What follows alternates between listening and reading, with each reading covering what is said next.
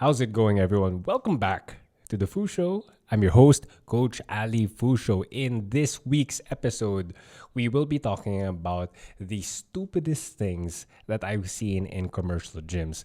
Now, it might seem mean for me to use the word stupid right away, and yeah, it's not a pleasant word. It is relatively harsh to say the word stupid, but trust me, as I talk about these mistakes, as I talk about these occurrences that I've unfortunately observed in multiple commercial gyms. And this is not, I'm not going to name drop the gym per se or all the gyms because almost every big gym you will see mistakes like these.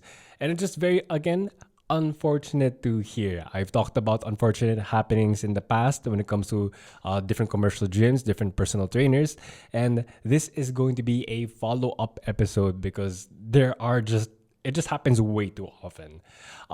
Speaking of stupid things, before I talk about the things that I've observed, I wanna talk about something that was very annoying that happened to me and a college friend of mine.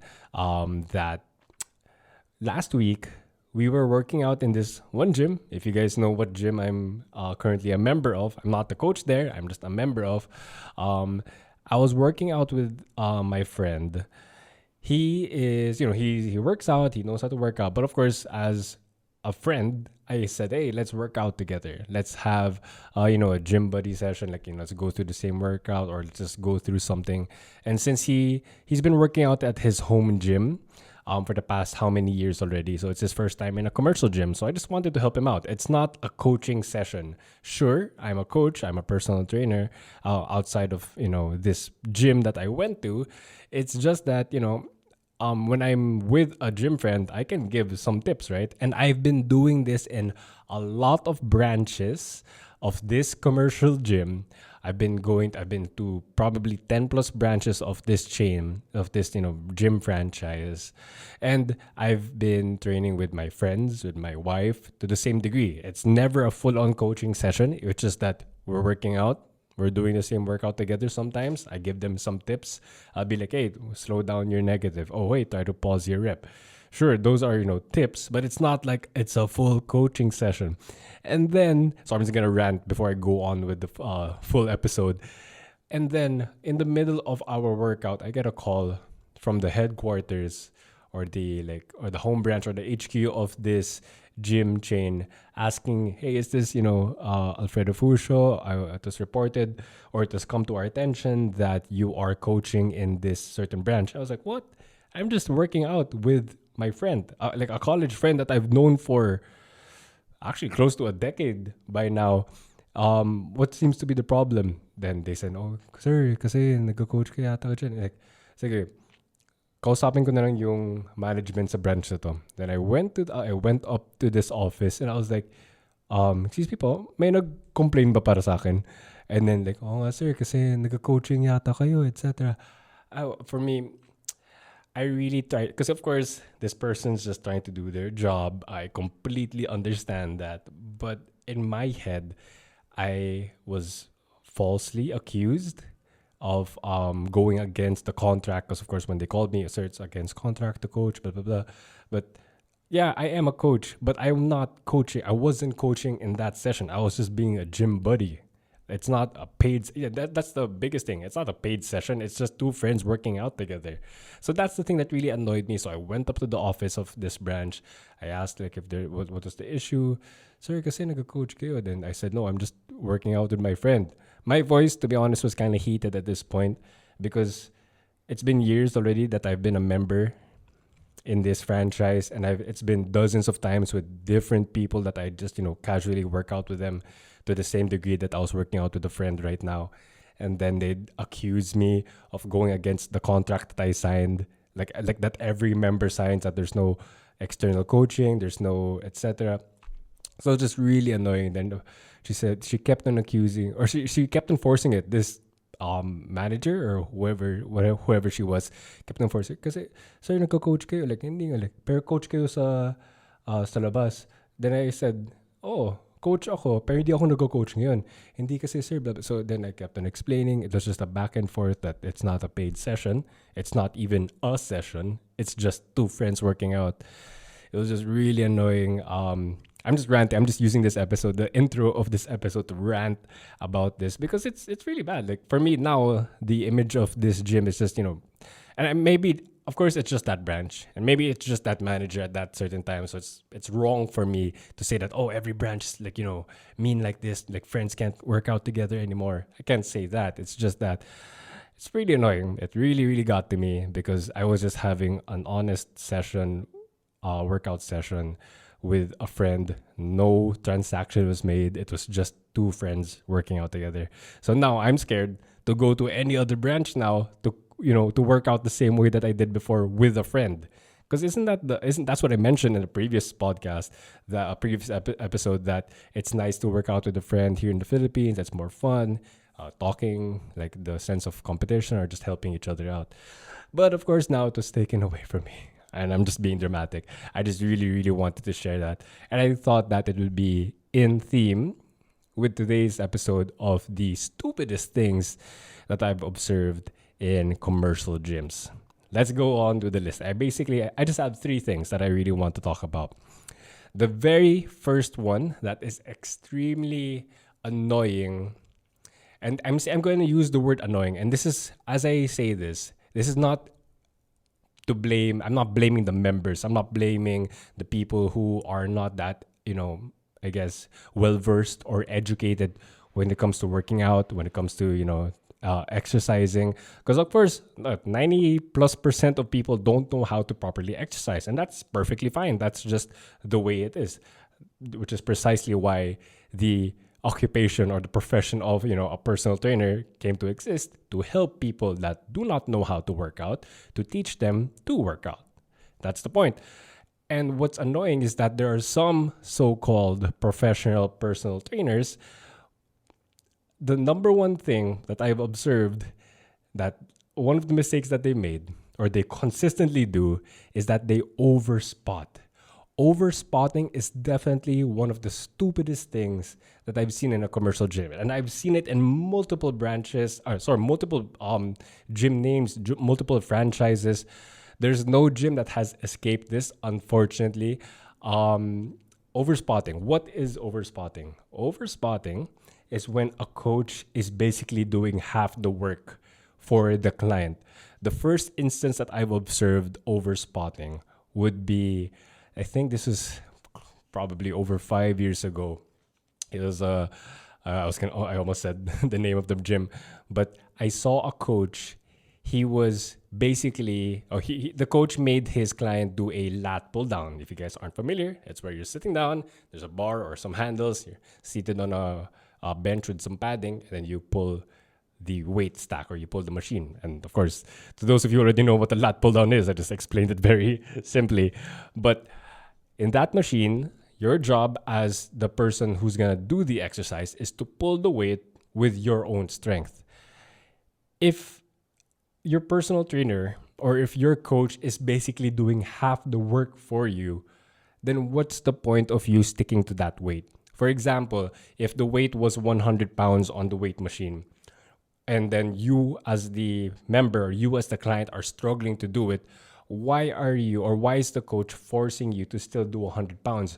Why not just do 70? Why not just do like 8 or like 60, 70 or 80 pounds? A fraction of the weight that's there, or a weight specifically. Why don't you just do a weight that you can actually do, that you don't need an overspotting? And of course, that's not the mistake of the member. That is not the mistake of the client. It is just the personal trainer, for some reason, they want to overspot. That is extremely stupid, because what's going to happen? Well, if it's the lat pull down, I've seen it in the lat pull down. I've seen it in the chest press. I've unfortunately seen it recently in the bench press. This unfortunately can be applied to machines, free weights.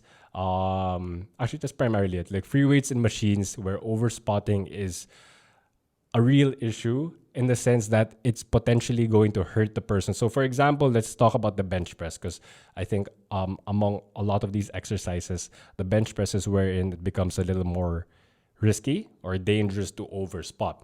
Let's say that the client can only lift 100 pounds on the bench press, by himself or by herself, and then the trainer loads 130 pounds, and then they want this client to do 5 or 10 reps of this, and then of course, since their max is only 100 and the bar has 130, and then they're going to lift it up and down. They're going to be over their client, lifting it with their hands, with their shoulders, with their arms. And what's the point? I'm trying to think of the rationale on why a coach would do this. Is it so that the client can feel like, oh, you're doing so well. Look, you lifted 100 pounds long before. Now you're able to do 135 or 150. So just because of that change, despite the coach basically doing half the work for the client, it's going to make them think that they're progressing more. But in actuality, it's just a pointless and potentially dangerous exercise. So that is exactly why this is the first thing that I mentioned as like one of the stupidest things that I've observed in a gym, because of the risk factor, because of the unnecessary overworking. Because of course, even though if the coach will be doing half the work, the client also has to put some work in, and it's going to be work that they're not prepared to do so yet. If they can only lift 100 pounds and that's their honest maximum effort, why the hell would you be using 130 or 150 at the risk of hurting them? That's just really pointless. And some people, especially for bodybuilders, I know that there is such an approach as forced reps. That is wherein somebody would spot you, or like spot you a lot towards the end of a set. Specifically, let's talk about the bicep curl because it's an easier example. Let's say you're gonna do 10 reps of a heavier weight, and then you want to do and then just to force it for the last set or the last 2 sets, you want to do 15 reps. What you can do, or what your spotter can do, is lift it up for you and then help you do a negative. Lift it up and then help you do it. Sorry, you will be the spotter. Let me correct myself. The spotter would help you lift it all the way up, and then you'll be doing the negative, the slow negative by yourself. So that is what we would call a forced rep. And there are, of course, variations of that depending on which exercise you'll be doing. But generally speaking, that is a valid way for a valid approach for bodybuilding, but it's not going to be done for every single set, or it's not advised to be done every single set. And it's especially not advised if you're the trainee or the client is not even a bodybuilder. What if it's just somebody? The most recent instance that I've seen this, which is very recent, just a few months ago, this was a female coach with a female client. And this client is not a bodybuilder. This client is not a power lifter. This client is just somebody who wants to live a healthier, stronger, active life, general fitness. So why would you make this person lift heavier than their actual bench press? Literally, I was watching this. I was there in that gym floor watching this female coach lifting the bar for their client up and down. Like basically the coach was doing like reverse curls while the client was struggling. Form was all over the place. Her mouth, her head, her shoulders, her body was shrieking everywhere to really try to push it up. What's the point? You're just going to risk that person getting hurt because of the excessive weight that's on their excessive stress, excessive weight that's on their joints right now. And on top of that, just the really shitty form to begin with. And as you all should know by now, shitty form plus a weight that shouldn't be lifted for your current strength level is eventually going to spell disaster for your general joint health, or general health in general. So why do that? So that is exactly why, if you guys see this in the gym and if you're tough enough, I don't want to be confrontational because of course that's just me. But I think I should, especially if it's really going to endanger somebody's fitness journey. I guess I'll try to work on that. I'll try to be more confrontational, but not like an asshole. That's the challenge, but I guess I'll try it out for myself. So if you guys see overspotting, or if you feel like the coach that you have right now is overspotting you, it might be worth considering to talk through it to understand if it's really necessary for you. Probably not. And what are the other options that you can consider. All right. So that's the first thing. I really talked about overspotting for for like how many minutes, because it's a real thing.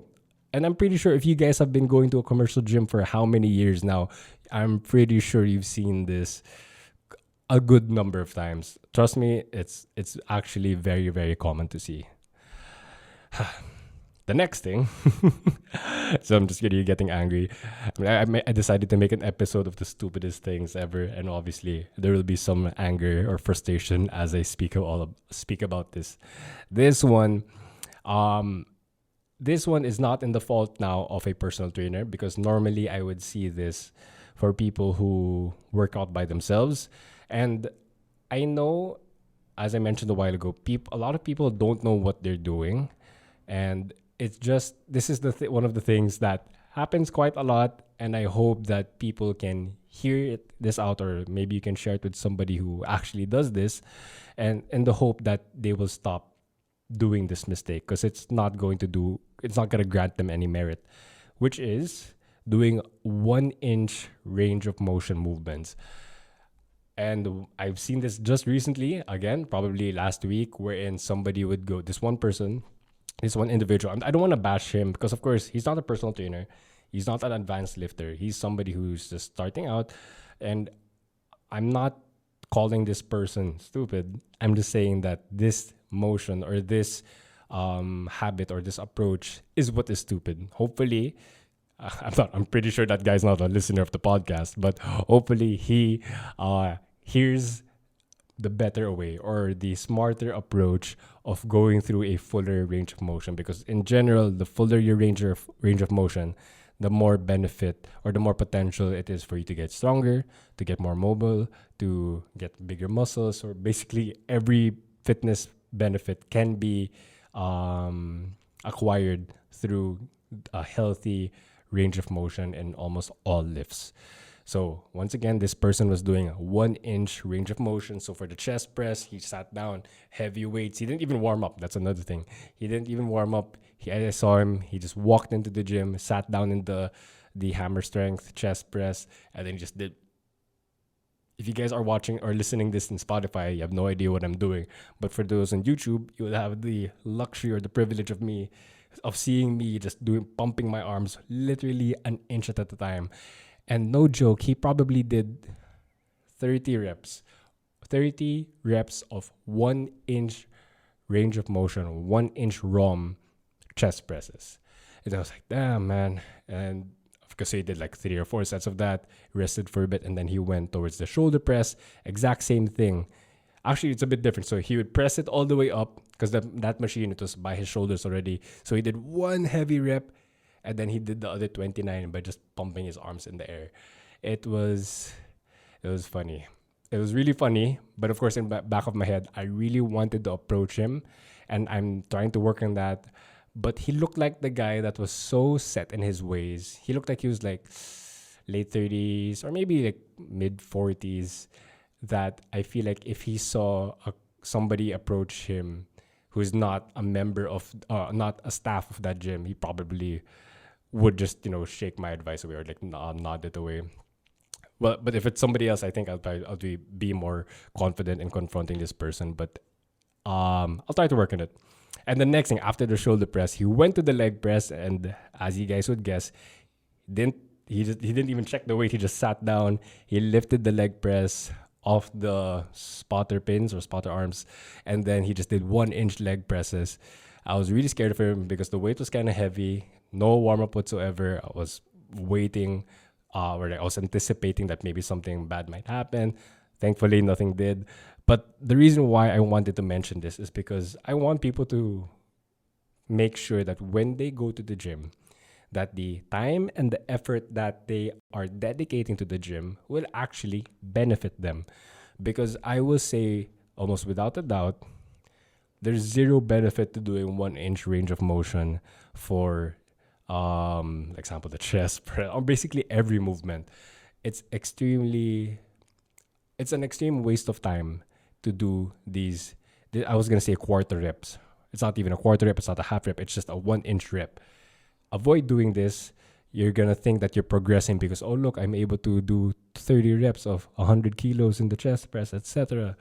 But if you were to look at it, it's definitely not quality. It's not even anything. You're just going to risk your joints getting hurt because you're lifting a weight that you shouldn't be lifting.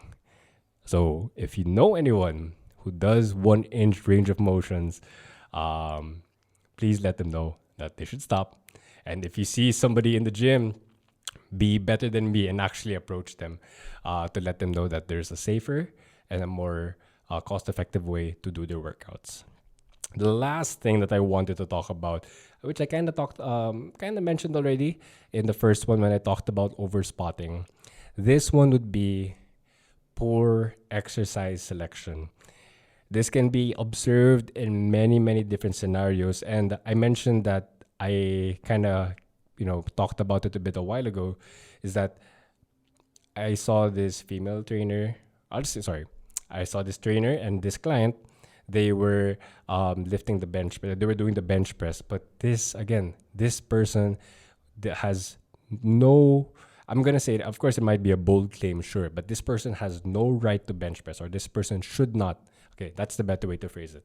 This person should not be even doing the bench press in the first place, because this person is not a power lifter, is not a bodybuilder, and on top of that, the weight that she was lifting was heavier than it was supposed to because of the overspotting. So in that one instance, there were two things that annoyed me: the overspotting and the poor exercise selection. So let's take it case by case, I guess. Let's talk about the bench press. The bench press is a great exercise because it's a good one of the best upper body exercises. You can work on your chest, your shoulders, your triceps, your stabilization of your shoulders, your coordination. It's a great movement, and on top of that, another reason why it's a very popular movement is because it's easy, or it's generally easy to track how much you progress, because a lot of people, when they're beginning, they start with an empty bar. So it's talking kilos, they start with 20 kilos. Then after how many weeks, months, and years, they're going to be 60 kilos, 100 kilos, or 100 plus kilos. And that's a great way to let yourself know that, wow, I've made progress. Wow, I'm so much better and stronger than when I first came to this gym. And just like any other big compound movement, that's something that you will definitely experience. Progressive overload. I mean, of course, if you plan it well, and that will give you a good sense that you are progressing. Great. But as great or as amazing the bench press is, I think we can all agree that not everyone should be doing it, because even though it has all these benefits, there is quite a steep, it's not that steep, but there is definitely, I'll use the word steep, yeah. There is a steep learning curve, because there are some movements comparatively that give you the same benefit, roughly the same benefit, roughly the same stimulus, that it doesn't require the same amount of thought or the same amount of time to really perfect your form. Now, a specific example is if we're going to compare the bench press versus the push-up. Both of them are horizontal pushes, horizontal presses that will work your chest, shoulders, and triceps. But the bench press is a lot harder to learn. And if your client is a 40, 50, 60-year-old individual, man or woman, etc., why would you make them do bench press on their very first session? I've seen it. I've unfortunately observed it.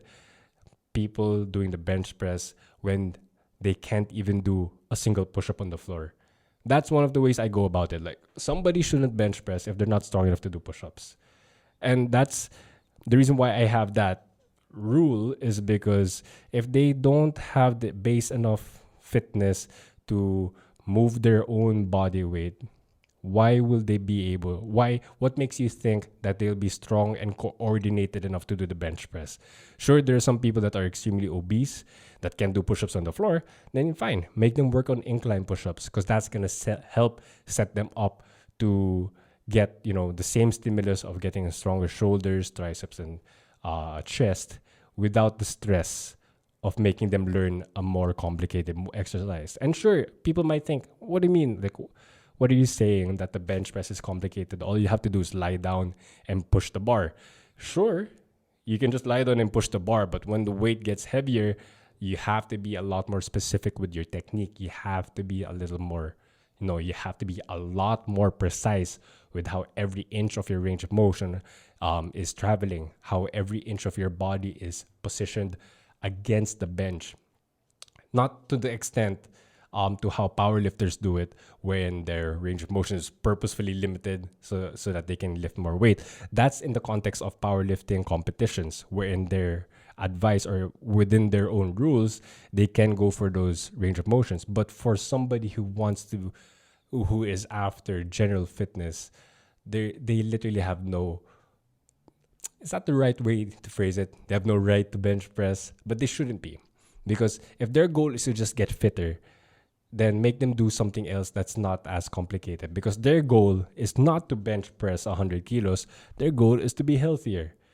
So why pick a very complicated exercise when there are a lot simpler ones that can give them the same benefit, and it's a lot easier for them, and it's a lot more feasible for them to be consistent with it. And if they're consistent with it, then there's more progress. So it's just an overall better situation, better choice to go for an easier variation like the push-up versus the bench press. So that's why poor exercise selection is something. Okay, if you want something else, something that I've been observing again for how many years already, I guess inverse of what I mentioned a while ago, na diba I said pick the easier one. Sometimes coaches take that to the extreme where they're just gonna pick the easiest thing they can teach, but it's probably not the best thing for that client. For example, so there's a lot of I guess exemptions, or there are a lot of instances where taken to the extreme, it becomes the exact opposite. So a while ago, I said pick push-ups over the bench press because it's easier. But sometimes, or actually often, coaches pick the movements that are too easy because they don't want to teach at all, even though it won't grant them anything. So it's kind of complicated, but let me give you an example. Something that I see quite often is that coaches would give or would prescribe the dumbbell front raise, wherein the client will be standing up or sitting down. Actually, they'll have a dumbbell on each hand, or they can hold one dumbbell, one kettlebell, or one plate, and then they'll do the front raise, which is basically extending your arm forward and then lowering it up and down. That's the front raise. That is a great exercise for building your front deltoid.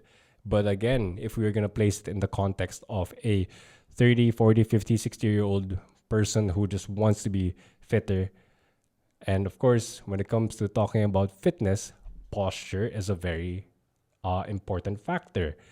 Why would you make an office worker, or why would you make somebody who sits down 8, 10, 12 hours a day do the front raise over and over again in every single workout, when you know that if you don't address the issue of their weak shoulder girdles, shoulder scapula, that whatever you want to call it, why will you not fix their upper back, their rear delts, their lats, their traps, their rhomboids, basically every muscle in the upper back?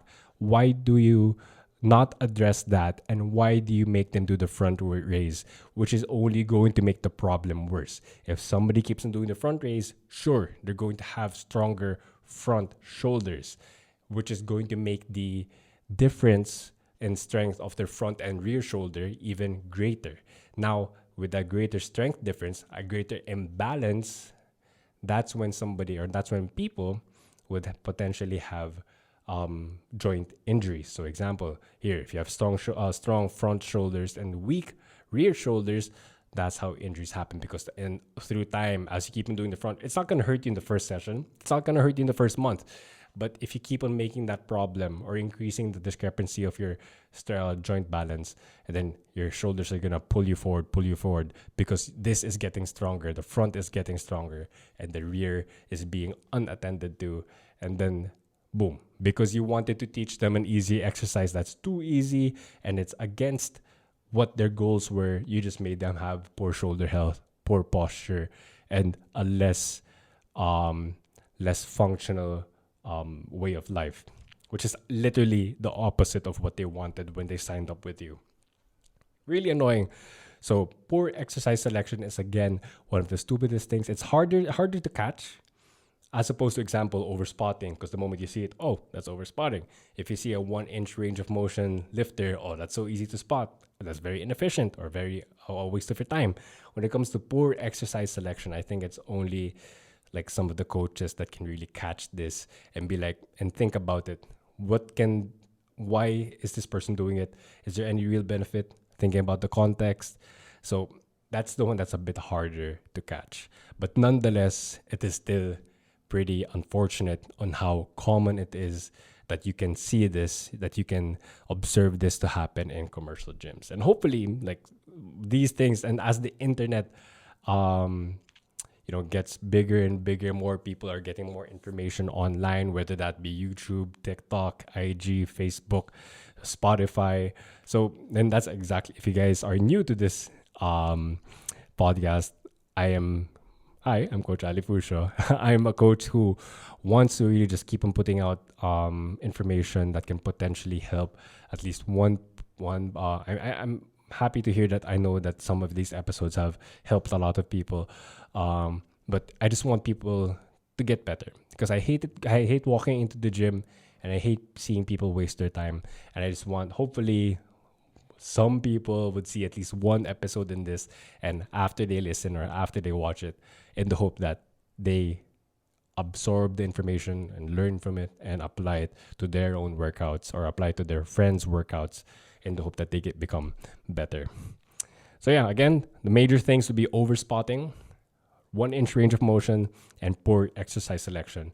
Like some, I guess, what do you call that? The one that you would want to mention, but it's not really part of the list, like a top 10 list, but honorable mentions. There we go. These are just annoyances for me.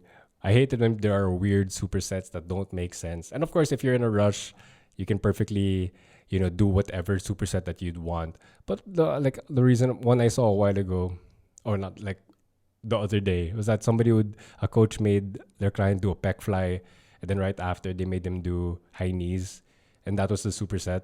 I mean, that's great. You're gonna have stronger pecs and a bit more endurance. But why in that context? It's not necessarily stupid. It's just making me wonder on what was the thought process when that happened. So again, honorable mention, because it's not that stupid anyway, or it's not pointless to begin with. This one, I'll talk about, because of course I'm a coach. I feel like I can share the annoyances that I would observe in other coaches. I hate it when coaches are on their phones all the time. I'll start off by saying that when I am doing my own sessions, if I get a message, example from my wife or from my family, and then I look at the message, if it's not urgent, I literally just look at it. Or actually, that's another reason why I love my watch, is because I can see the message. If it's not urgent, then of course I just let the message go. I only get my phone out and reply if ever it's something like urgent, or, example, emergency, or something that requires that's more time pressured. But I hate it when I've seen coaches basically in their 1 hour session with this client, basically 45 minutes they were on the phone, and the other 15 minutes they were instructing and demoing, and then while the client is actually doing the workout, they're on their phones. That's just really annoying. Another thing that I've observed is, I know that there are different gym cultures between each gym. I think I talked about this in a previous episode. But I just hate it when, and this is just me personally, this is a personal preference na. I hate it when some clients are too casual with their clients. I'm casual with some of my clients, in the sense that I've been training them for years. So I don't have to be like super duper formal. It's just that I hate it when there's this group, or there's this trainer and their client, and then this trainer literally was saying, "Putang ina, bilisan mo lang." As in, he was cursing the entire time. Pinapagalitin niya, "Ba't yan kasi ginaganyan mo?" And I know some people love that. It's just that if you're in this big franchise gym, wherein etiquette is supposed to be, shared throughout this the environment, why are you literally cursing in that sense? As in, of course, you're not directly cursing your client, but to say, puta ka na, to say, gago ka ba, or say, anong kwentang, or walang kwentang galaw yan. Like, why would you do that? You are supposed to be a coach that will, I mean, of course, for sure, there's some sense of respect, but in a professional environment, why would you act like that? Again, that's just me because I will never be like that to a paying client. I'll never curse surrounding the training or the workout session itself because that's just unprofessional. That's literally unprofessional to be that casual with one of your clients. That's just an annoying thing. I'm just gonna honorably mention it because I feel like that's something that's just going to potentially harm the training relationship down the line. Again, some people like it. I just think it's not something that should be applied, especially if you're in the professional scenario. If you're doing it in your own gym, your own private gym, and then just the only you two in the that private gym of yours, then go ahead, do whatever you want. But wherein there's a fully packed gym, and then the only voices that you can be heard are putang ina bilisan mo, blah blah blah. That's just stupid. And that's precisely why I mentioned it in this week's episode of the Foo Show, entitled "The Stupidest Things That I've Seen in Commercial Gyms." So yeah, that's about it. If you guys like this episode, just like and subscribe if you're new here in the YouTube, and please follow me or add it to your favorites on Spotify if you're new. That was it. That was episode 19 of the Foo Show. I'll see you guys next week for episode 20.